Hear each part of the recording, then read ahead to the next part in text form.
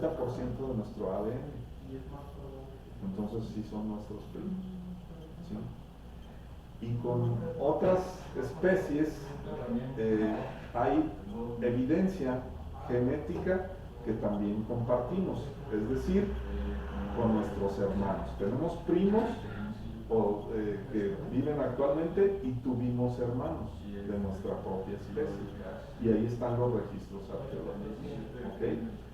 Se dice que la evolución, les decía, ¿qué tiene que ver con nosotros? Tiene que ver ese proceso evolutivo que nos llevó a estar erguidos y que como tal nos hizo ya diferentes. Dimos un salto evolutivo, se dice que circunstancialmente, tiene que ver muchísimo con la adaptación de nuestra especie, pero también tiene que ver con el raciocinio, ¿sí? La capacidad craneal provocó que domináramos y pobláramos todo el planeta. En este momento somos la especie dominante del planeta por muchas circunstancias, sobre todo la tecnológica, la científica, ¿sí?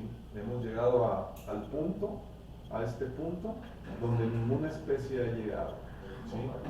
Hemos llegado a la Luna, donde ninguna especie ha llegado, y vamos por más, ¿sí? ¿Es bueno o malo? Solo el tiempo lo dirá, ¿sí? Porque también nos estamos acabando el planeta, pero somos la especie dominante, ¿sí? Obviamente no podemos competir en muchísimas cosas. Si nos enfrentamos a un león, no somos la especie dominante, ¿sí? O sea, ahí nos hacen pedazos, ¿verdad? Pero sí podemos, de alguna manera,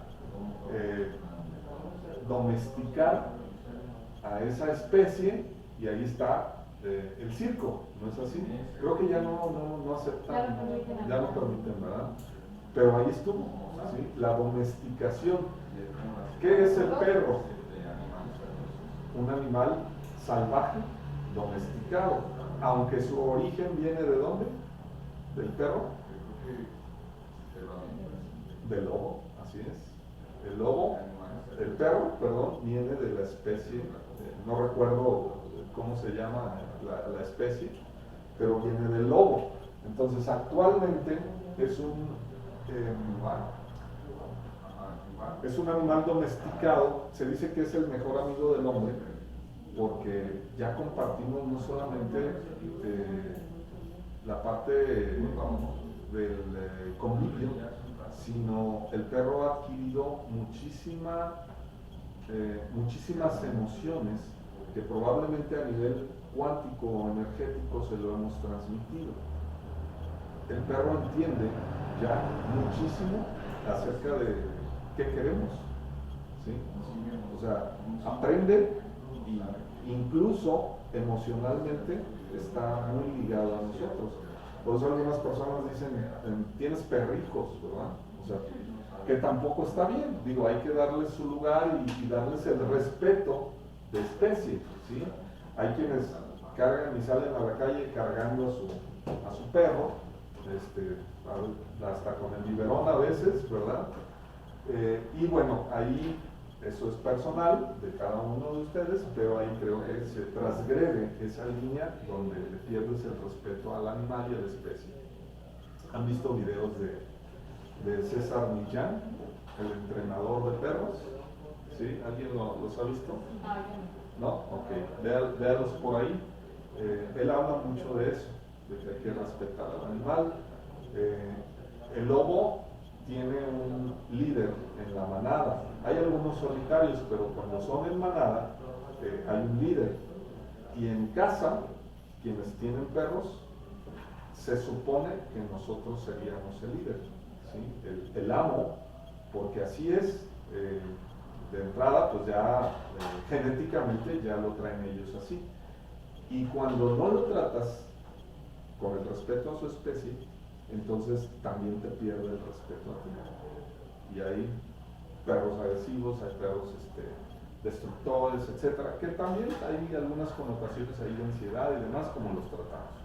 Pero quiero aterrizar esto por el hecho de que pues convivimos con esa especie y somos de alguna manera especie dominante porque también no solo domesticamos a los animales, además de que nos los comemos también, pero domesticamos también los alimentos, ¿sí? Nuestro origen implicó ser nómadas. ¿Sí recuerdan eso? Por ahí en los libros de historia. Ser nómadas implicaba, por eso poblamos el planeta, implicaba ir cambiando de hábitats, porque bueno, si hacía frío, en una temporada lo captábamos y nos movíamos a un lugar más cálido. Si hacía mucho calor, bueno, pues buscábamos un lugar que no fuera tan caluroso, pero ahí fuimos poblando el planeta, ¿sí? ¿Y qué sucedía anteriormente? El ser nómadas implicaba alimentarnos ¿de qué? De cesuna, de granos y de todo lo que hubiera alrededor, ¿sí? El ser humano tuvo la capacidad en su momento de reconocer plantas y frutos de toda el área donde se asentaba para alimentarse. Entonces, eso dio como resultado un equilibrio homeostático en el cuerpo que no tenemos actualmente, porque el hecho de que nos asentáramos por completo en un solo lugar y ser una sociedad que creció implicaba alimentar a muchísima más gente. Entonces, ¿qué tuvimos que hacer? Aprender a sembrar, ¿sí? Y aprendimos a sembrar ¿qué? Básicamente el planeta come lo mismo. Trigo, ¿qué más? Maíz, maíz en la parte latinoamericana, más fuertemente arroz, ¿qué más? Granos por ahí, ¿sí? Frijol, o sea, pero se imaginan, si hacemos un listado, es poco lo que tenemos alrededor de alimentos contra lo que antiguamente el ser humano tenía a su alrededor, de todo, y se alimentaba así, de esa manera. Éramos recolectores y cazadores, ¿sí? De esa manera nos alimentábamos. Esto dio como resultado pues el conocimiento de muchas plantas que actualmente incluso de manera farmacéutica se utilizan para acción curativa, ¿sí? No solamente en el área natural, sino también farmacológicamente hay medicamentos que provienen de las plantas. Hablar del tema homeopático, que es una terapéutica medicinal sustentada de manera científica, hay quien dice charlatanería, pero no es así.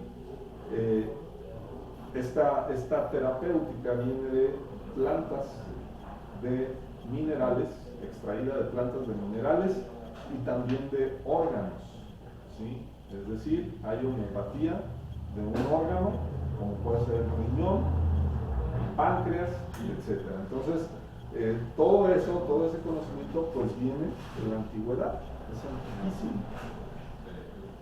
Esa es una pequeña historia de cómo llegamos aquí y volvemos otra vez, ¿qué nos importa a nosotros? ¿Verdad? Nos importa porque la evolución, repito, nos hizo erguirnos y ahí hubo un cambio muy importante en relación a nosotros y los primates, ¿sí? La biomecánica del cuerpo del ser humano cambió totalmente en relación a los primates y también de alguna manera nos provocó problemas. No es tan fácil estar erguidos. Es una lucha constante, Fernanda, usted lo sabrá. El estar erguidos es una lucha constante de músculos, ligamentos y articulaciones, porque tenemos algo en contra, la gravedad, ¿sí? La gravedad nos atrae y el anciano va perdiendo fortaleza muscular. ¿Y qué nos mantiene erguidos? Los músculos de la espalda, ¿sí? Que es como si jalaran la columna, ¿de acuerdo? Pues nos mantiene así erguidos. Y pasan los años y observamos que un anciano empieza a encorvarse, ¿sí? Hay algunos muy derechitos, pero casi siempre es encorvados. Y vemos la clásica figura del anciano, hombre por ejemplo, encorvado, con su bastón y caminando con los pies abiertos. ¿Se han visto este movimiento en un anciano? ¿Sí? Un adulto mayor, pues bueno, puede tener 70 años y tener una postura hasta envidiable y una marcha normal. ¿Sí? ¿Qué tiene que ver? Con la alimentación, con la genética, con el peso, con la actividad física o deportiva. Tiene que ver todo eso. Normalmente una persona con obesidad, un adulto mayor, sufre mucho. Si hablamos de una persona que pese 110 kilos y tenga 70 años, híjole, está atrofiado completamente. Pies, rodillas, tobillos, cadera, columna, etc. Entonces, no se guarda el equilibrio y como tal, hay muchos trastornos. Muy bien, vamos a hacer un dictado. ¿Cómo estoy en tiempo? Ok, creo que sí nos da el tiempo para terminar. Punto y aparte de filogenia, la evolución del ser humano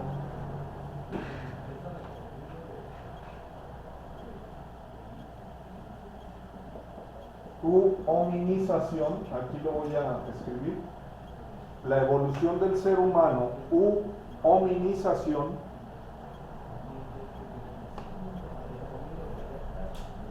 es un proceso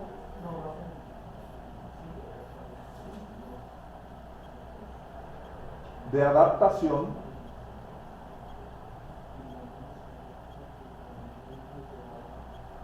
a los cambios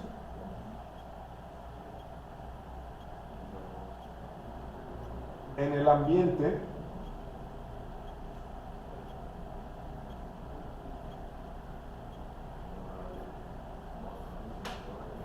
que provocaron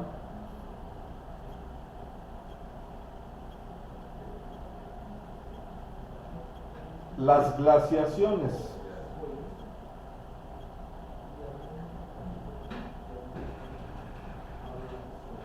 Ya que las bajas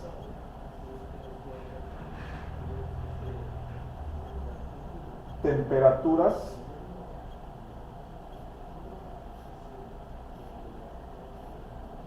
provocaron un aumento en los hielos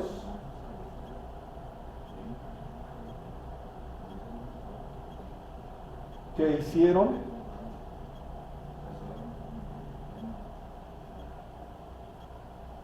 que bajaran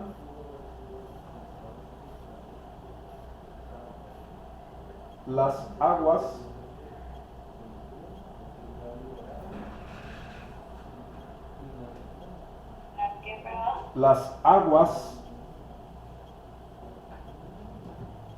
en el planeta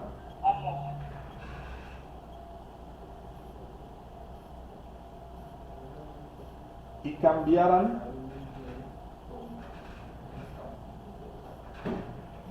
los hábitats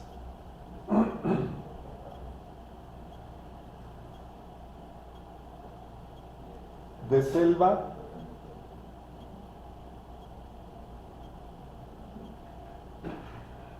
a sabanas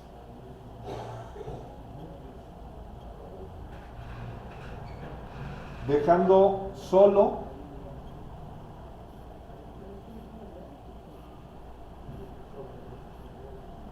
grandes pastizales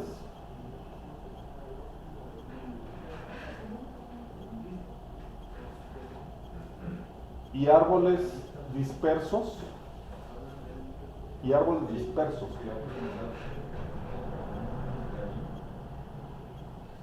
punto y aparte.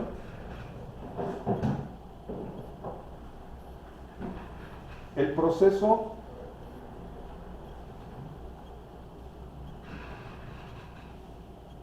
fue largo,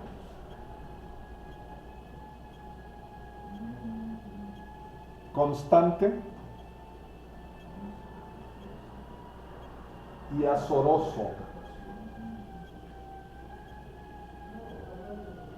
coma,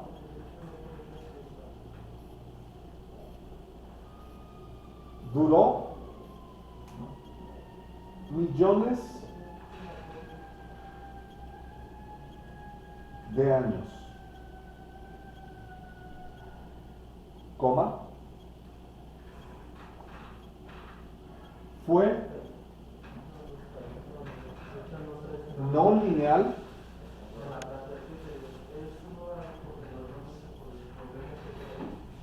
por lo que se sucedieron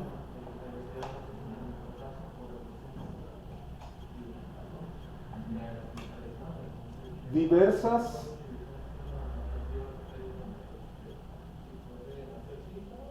especies de homínidos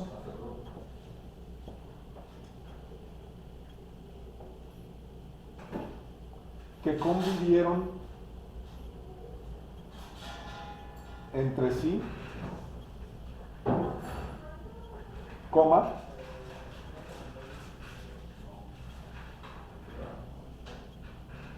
algunas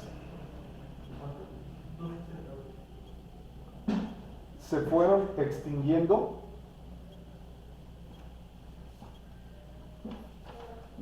dando como resultado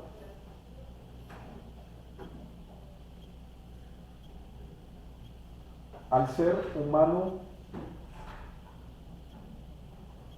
moderno.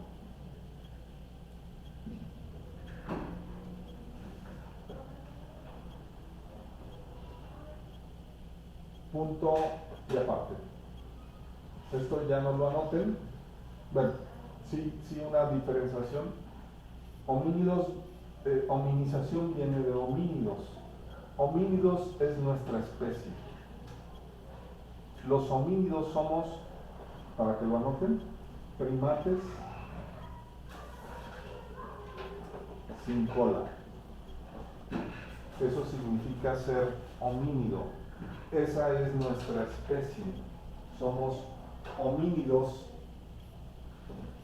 que nos diferenciamos en algunos aspectos con nuestros antecesores. ¿Cuáles son esos aspectos?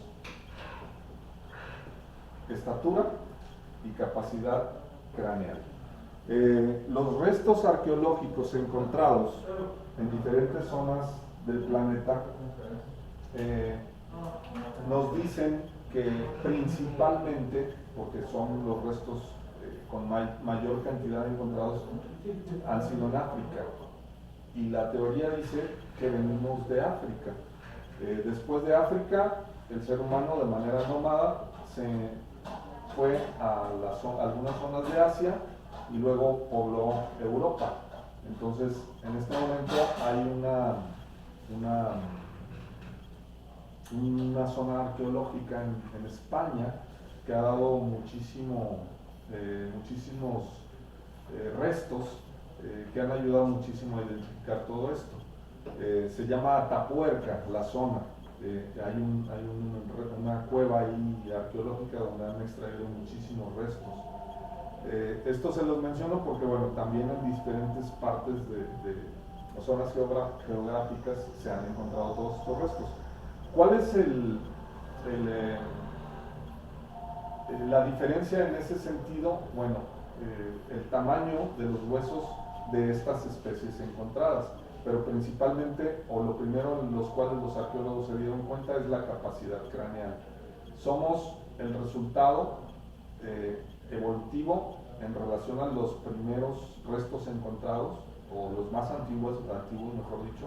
Tenemos una muy gran diferencia en capacidad craneal. Por eso, pues, somos tan diferentes y en ese sentido dominamos el planeta, ¿sí? El raciocinio, la inteligencia, etcétera, nos ha llevado a todo esto. Dentro de los restos arqueológicos encontrados, hay muchísimos, depende de la zona, así se le llama al resto arqueológico, hay muchísimos restos y muchísimas especies. Vamos a notar las más relevantes. Hablan sobre las células del volumen. Ya están estas. Sí. Son los más relevantes y vamos a anotarlos, ¿sí? Para nada más tener una referencia, ¿sí? Acerca de el primer homínido y nosotros. Muy bien. Ya sabemos que formamos parte de esta especie, homínidos, con diferentes nombres, ¿sí? El primero encontrado fueron los Australopithecus afarensis.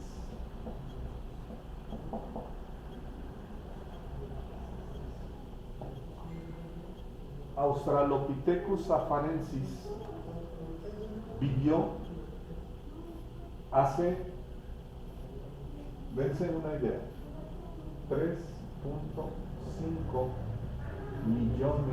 millones de años.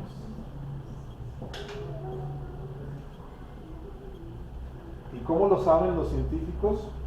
No recuerdo el procedimiento, pero tiene que ver y datan los huesos con un elemento que se llama carbono 14. Ahí saben la antigüedad de los huesos en base a ese tipo de estudio. Entonces, se dan una idea de cuánto costó la evolución, cuánto tiempo. No fue ayer, o sea, llegar a estar erguidos y con una capacidad craneal no fue hace 100 años.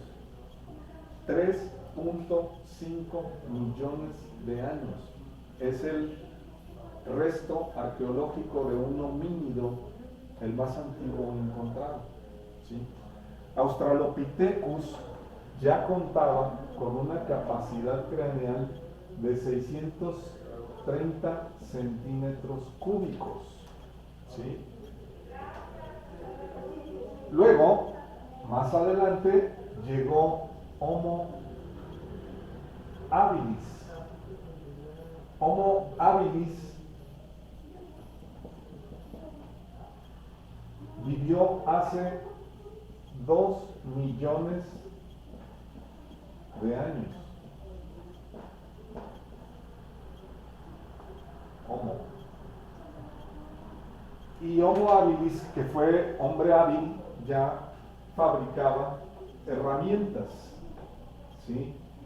Fabricar herramientas provocó una gran revolución tecnológica, ¿sí? ¿Por qué revolución tecnológica? Porque primitivamente fabricar una herramienta implicó que pudiéramos, una, cazar, dos, con el aprendizaje, pues fueron millones de años, pues aprendimos a que podíamos quitar la piel a los animales, ponerla a secar y fabricar desde un tapete donde dormir, fabricar cómo cubrirnos si hacía frío y fabricar algo que es interesante para nosotros, fabricar calzado, ¿sí? Primitivamente, esto también es un paréntesis, la piel de la planta de los pies no presenta glándulas sebáceas, sí sudoríparas, pero no sebáceas. Entonces entenderemos que una persona que no se pone zapato y anda en huaraches, se le resecan los pies de manera natural, ¿sí? Vemos a los campesinos con sus huaraches en el campo y cómo están sus pies. Tienen un huarache de callo, ¿no es así? O sea, toda la planta del pie callosa. ¿Por qué? ¿Pisará mal? Probablemente. Pero, ¿por qué todo? Bueno, porque no hay glándulas sebáceas. ¿Y por qué tenemos esa característica, porque el ser humano primitivo no tenía calzado y apoyaba, ¿en dónde? En zonas diversas, y la piel tenía que protegerse, de tal manera que tenían un guarache de callo, ¿sí?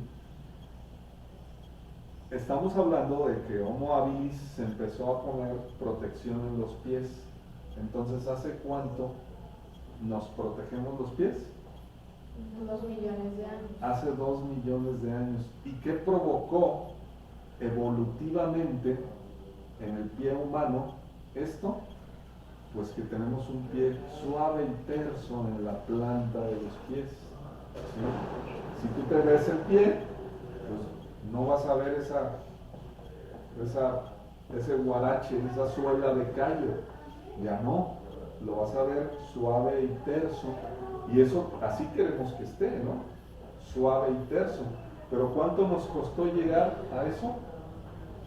2 millones de años.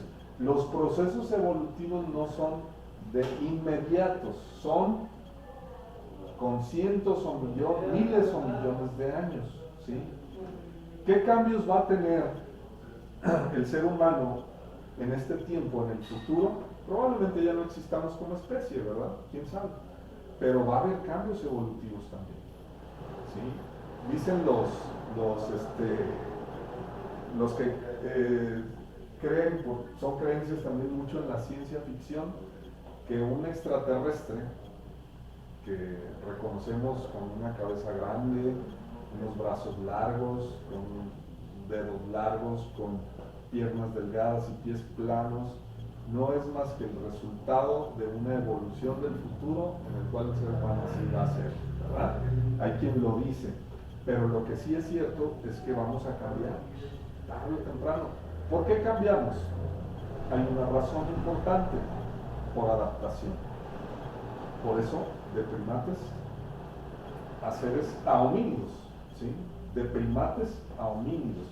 ¿Por qué? Por adaptación. El apunte dice que cambiamos en base a la evolución, pero por una circunstancia. ¿Qué hacen los primates o cuál es su hábitat? Un área de árboles. Son herbóreos, ¿sí? ¿Y qué pasó? Dice el apunte, pues que hubo una glaciación que provocó un cambio en las selvas y se convirtieron en sabanas. Las sabanas tienen pastizales, ¿sí? Y los árboles se fueron acabando. ¿Qué tuvo que hacer el primate? Alimentarse y explorar. Tuvo que bajar de los árboles. Al bajar de los árboles se encontró con que había pastizales y él caminaba así. ¿Cómo caminan los primates? ¿Cuál es la diferencia entre un homínido o ser humano y un primate? Los primates tienen brazos largos, piernas cortas y caminan así. El ser humano no. Está erguido y su marcha es unidireccional, ¿sí? Los primates en vez de pies, tienen manos. Pueden sin mayor problema con los pies colgarse y agarrarse de una rama. Y nosotros no podemos ver al pie agarrado de una rama así, jamás lo vamos a ver. El primate camina de manera diferente a nosotros, tiene un bamboleo, ¿sí? De hecho se pone erguido, porque sí tiene esa posibilidad, pero ¿cuánto tiempo dura erguido? Muy poco, ¿no? Tiene que otra vez volver a su lugar. ¿Por qué? Porque su columna es recta. Hay una diferencia en el ser humano. La columna lumbar de nosotros es curva, ¿sí?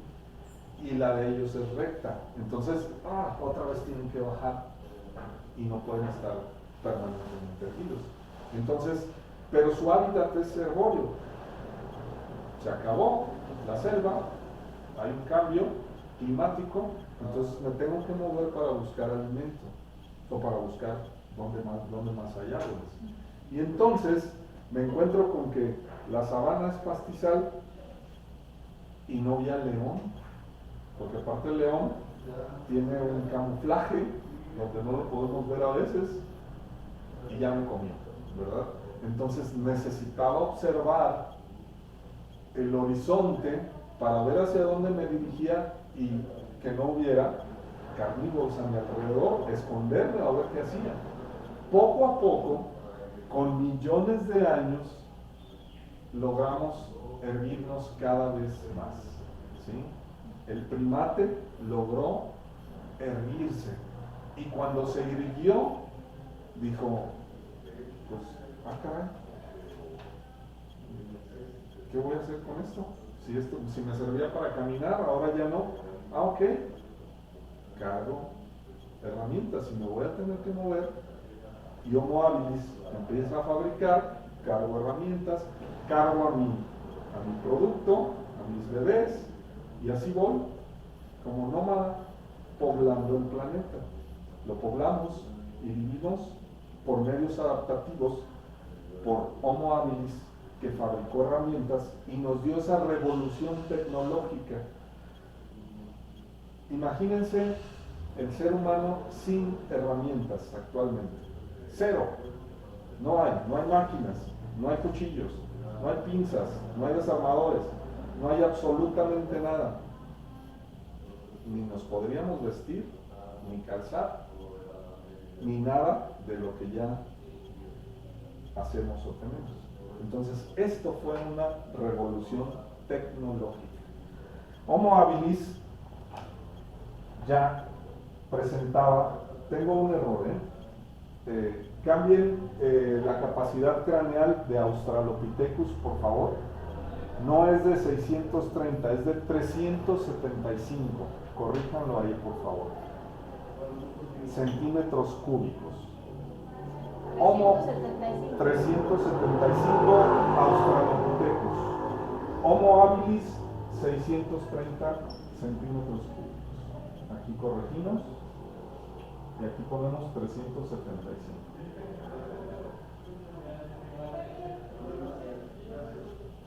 Luego llegó Homo erectus.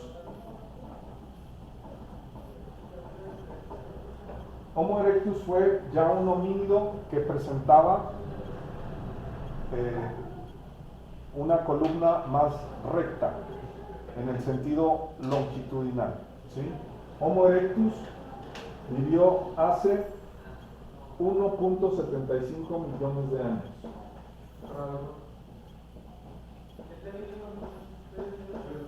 Y presentaba una capacidad craneal ya de 1000 centímetros cúbicos. Me voy a ir un poquito más rápido porque se nos acaba el tiempo. Y luego llega un homínido muy interesante,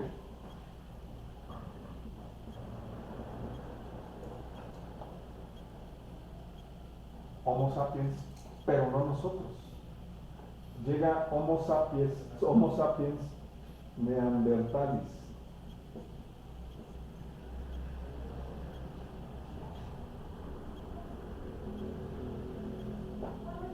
Homo sapiens neanderthalis vivió hace 350.000 años. De eso datan sus restos arqueológicos. Pero ya presentaba una capacidad craneal de 1150 centímetros cúbicos.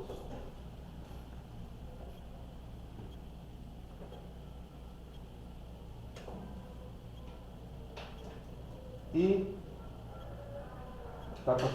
con fanfarrias llegamos nosotros, Homo sapiens sapiens. Somos nosotros, el ser humano moderno. El ser humano moderno tiene datación, porque pues también tenemos nuestros restos arqueológicos. Nuestros restos arqueológicos vienen de culturas muy antiguas. Por ejemplo, una muy antigua son los fenicios. Pues también se morían los fenicios y se enterraban. Ya había enterramientos en las culturas antiguas, egipcios, etc. Y nuestra datación, ¿qué creen? Es de 350.000 años. ¿Qué quiere decir? Que Homo sapiens y Homo sapiens neanderthalis convivió. Hay registros, se hizo un experimento creo que en el año 2000 y se tomaron muestras genéticas de una parte de Europa, de europeos, para probar esto, de que hubo convivencia entre el neandertal y el Homo sapiens, y se encontró un 1% de relación genética. Los europeos presentan un 1% de ADN de neandertal, o sea, no solo convivieron, ¿sí? Hubo cruce entre las dos especies, pero se extinguieron los neandertales. Nadie sabe por qué. Una teoría dice que Homo sapiens sapiens los extinguió. ¿Sí? Obviamente, el hecho de convivir en hábitats iguales provocó guerras entre ellos que provocaron la extinción de los neandertales. Porque una diferencia que teníamos era la capacidad craneal y el raciocinio. Homo sapiens sapiens no solamente tiene un grado de agresividad muy importante, nos seguimos matando entre nosotros, nos seguimos extinguiendo.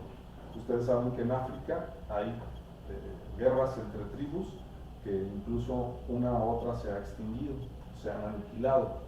Imagínense en ese entonces con una especie que nosotros veíamos tan diferente en relación a esto. Hay una novela que siempre recomiendo para que nos dé una idea de esta convivencia bien sustentada, Se llama El clan del oso cavernario. A quien le apasione este tema, léanla, porque aunque está hecha en novela, se sustenta en base a muchísima información científica. Es un libro, ¿sí?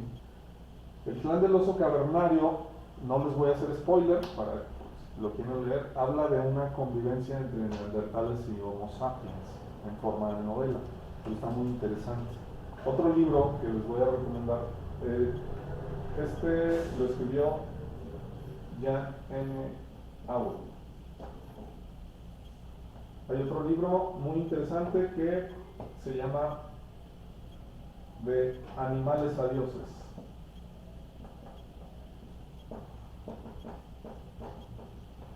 Este es más actual, este es como de los años 80, el del clan del oso cavernario. Este es más actual, esta no es novela, esto es un ensayo de un escritor israelí que se llama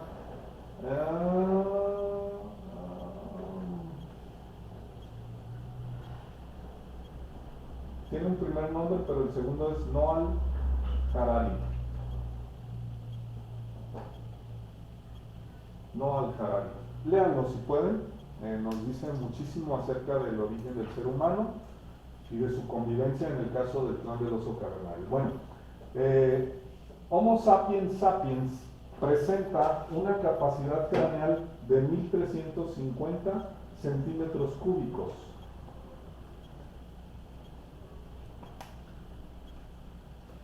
Vean la diferencia entre Australopithecus afarensis de capacidad craneal de 375 centímetros cúbicos a 1350 centímetros cúbicos. Los Australopithecus presentaban una frente baja y un cráneo aplanado yendo hacia atrás. De hecho, esa era una diferencia enorme entre este homínido y nosotros, ¿sí? Nuestra frente ahora es elevada y nuestro cráneo también, ¿sí? Hay una gran diferencia. Por eso, misma especie con diferentes características, pero no dejamos de ser la misma, ¿sí? Somos homínidos, formamos parte de esta especie que tiene un origen en la especie de los primates. ¿Ok? Ahora bien, vamos a ver algunas características del Homo sapiens, como para finalizarlo, voy a borrar esto.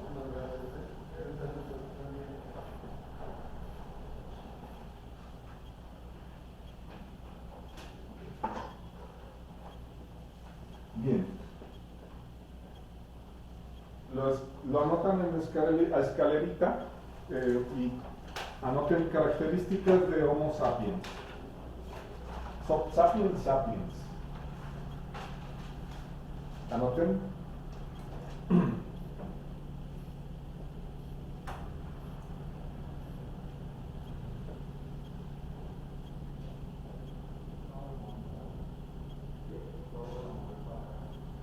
Posición erecta.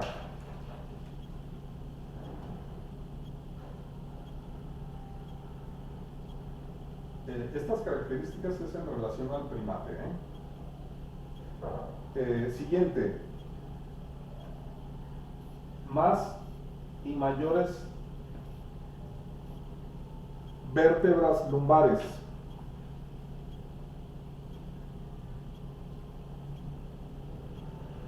Siguiente. Ensanchamiento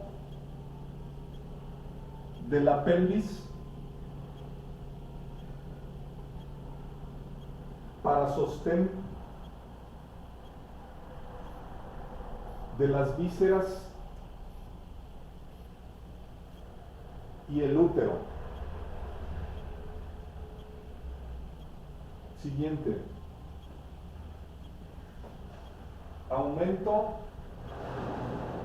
de los glúteos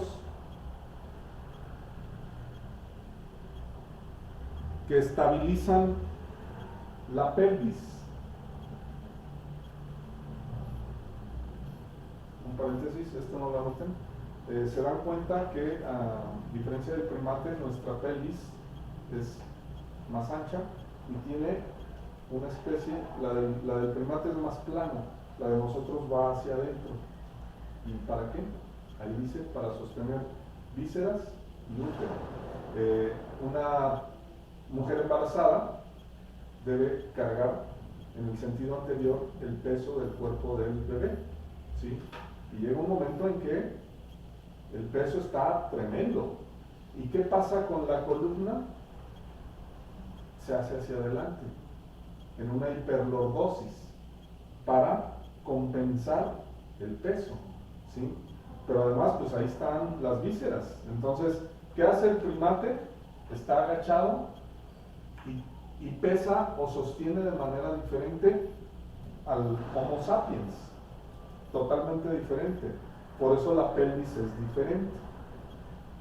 Sí, los glúteos, pues parece que están ahí, algunos que no tenemos, otros que sí tienen, pero están ahí para estabilizar la pelvis. O sea, tienen que ver con estabilización de la pelvis en el sentido de estar erguidos, ¿sí? Siguiente. Fémur en posición vertical.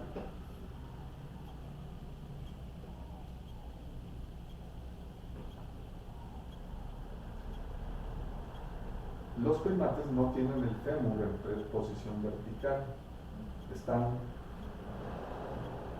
en curva, curveados o en varo, ¿sí? Y caminan diferente a nosotros. Nosotros, ¿recuerdan las palancas? Es un movimiento, recuerdan que hablamos de flexión, extensión hace un momento, y es unidireccional, ¿sí? Nuestro pie ya marcha así, no con el movimiento de los pies de los primates. Siguiente. Cambio en la orientación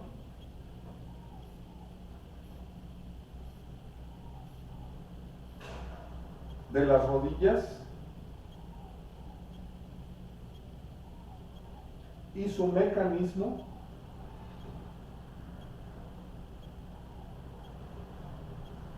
de fijación. Volvemos a repetirlo.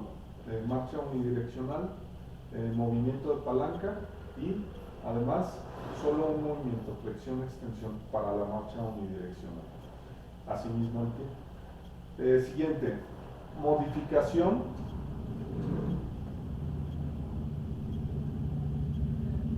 de los huesos y dinámica de los pies, produciendo la marcha bípeda. ¿Me presta el piecito, compañero? ¿Ya? Ah, un último apunte. Este movimiento, flexión plantar, flexión dorsal, es un movimiento también unidireccional. ¿Podemos hacer esto? Sí. ¿Podemos hacer esto? Sí, pero con movimientos limitados. ¿Sí? ¿Qué quiere decir? Que si una persona permanece en este movimiento o en este apoyo, se va a dañar de manera constante. Si permanece de manera constante en este apoyo, se va a dañar. O sea, estos movimientos son limitados. Este movimiento tiene un rango mayor, ¿sí?, de flexión-extensión, también como un movimiento de palanca, ¿sí?, donde el ángulo o el fulcro está en el tobillo, ¿sí? Ok, ahora, punto y aparte, la marcha bípeda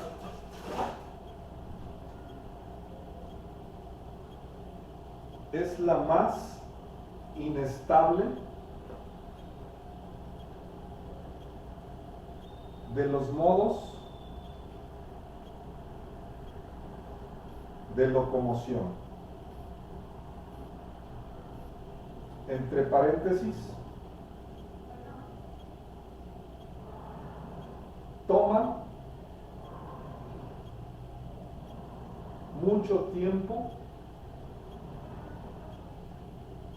su aprendizaje. Se cierra el paréntesis. ¿Cuánto tarda un niño en caminar? O sea, pues ¿cuánto tarda en aprender a caminar? Y todavía ahí no se vale por sí mismo. ¿Sí? Coma, además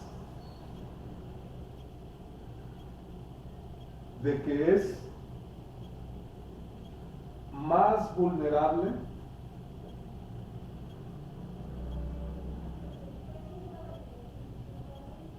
a la afectación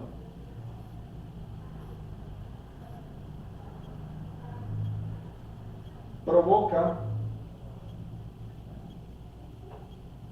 alteraciones como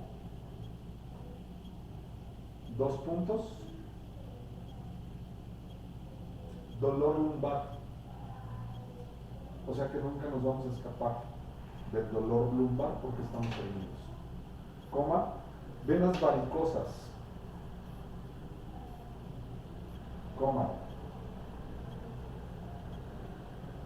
hernia inguinal.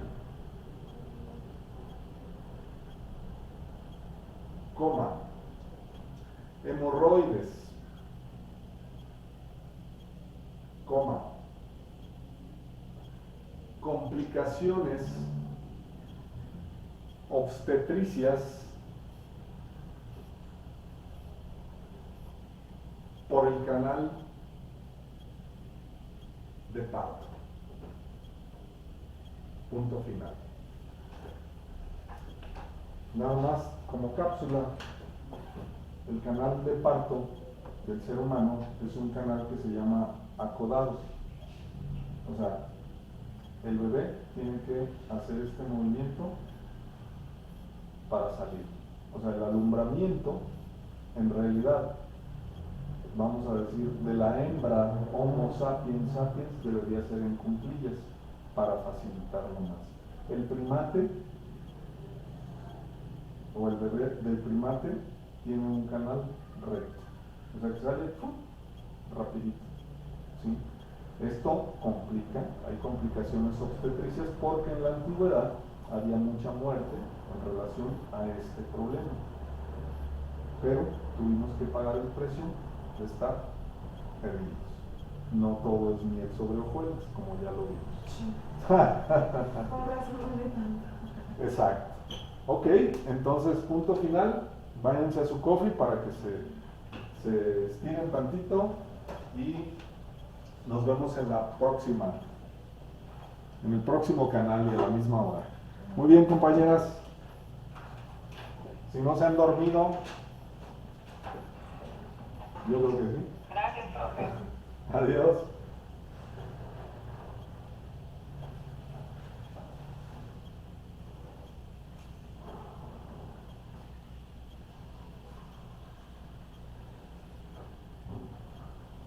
Su tarea.